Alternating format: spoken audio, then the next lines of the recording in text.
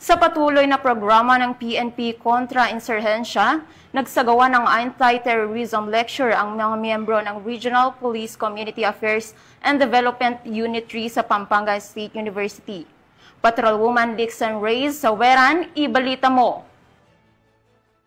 Gawa ng makabuluhang talakayan ng mga tauhan ng Regional Police Community Affairs and Development Unit 3 hinggil sa anti-terrorism awareness sa mga mag-aaral ng Pampanga State University, Santo Tomas Campus, City of San Fernando, Pampanga, na ginanap sa multipurpose hall ng paaralan. Pinangunahan ni Police Lieutenant Colonel Lorvin A. Layugan, Officer in Charge ng RP Kadusri, ang talakayang tumalakay sa mga uri ng terorismo, mga paraan upang ito'y maiwasan, at ang papel ng kabataan sa pagpapanatili ng kapayapaan na dinaluhan ng mga miyembro ng Student Council, piling mag-aaral at ilang SK officials. Dumalo rin sa programa sina Dr. Jovita G. Rivera, Campus Director, at Dr. Christine Kayanan, Gender and Development Coordinator ng paaralan, na parehong nagpahayag ng kanilang pasasalamat at suporta sa inisyatibong ito ng kapulisan. Nagkaroon din ng open forum at question and answer session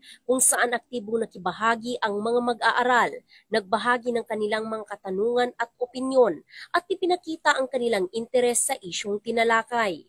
Layunin ng programa na palawakin ang kamalayan ng kabataan sa banta ng terorismo at bilang patunay ng ating kapulisan ay hindi lamang tagapagpatupad ng batas, kundi kaagapay sa pagbubog ng responsableng mamamayan.